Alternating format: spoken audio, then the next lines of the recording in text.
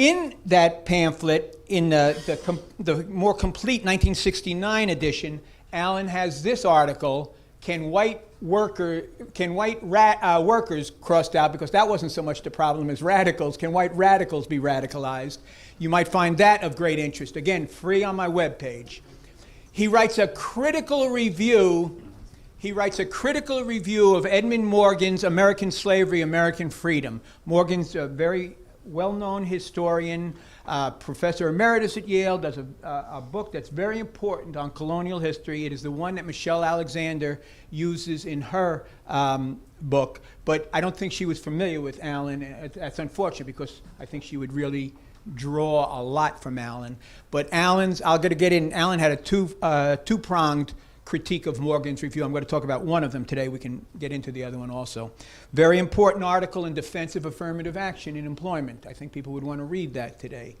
This one, Race and Ethnicity, History in the 2000 Census, takes on added significance in light of what's going on, particularly with the Hispanic category on the census. And that's what Allen talks about in this.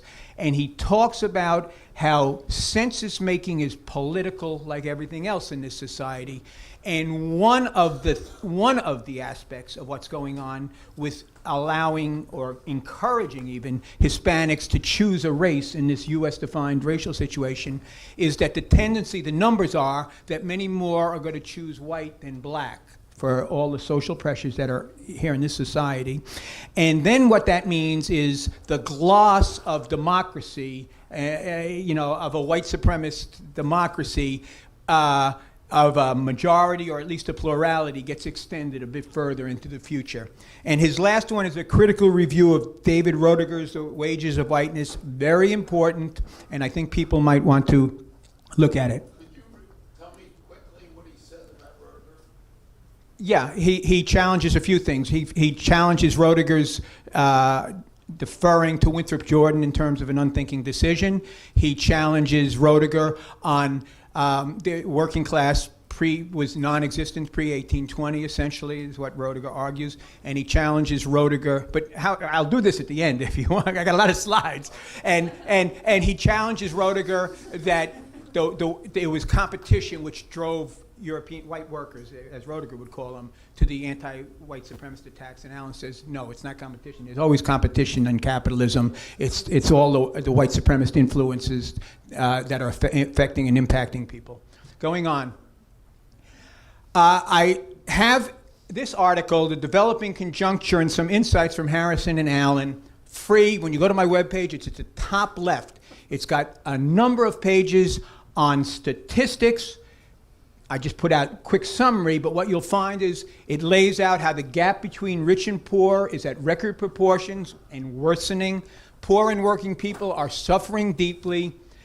Very important, comparisons with other advanced capitalist countries show how poorly workers in this country. This is to counter the notion that people are benefiting from this system, right? And the last one, of course, the one which brings us all here, and we're all very clear on also, is that each and every issue we look at is shaped in a white supremacist fashion.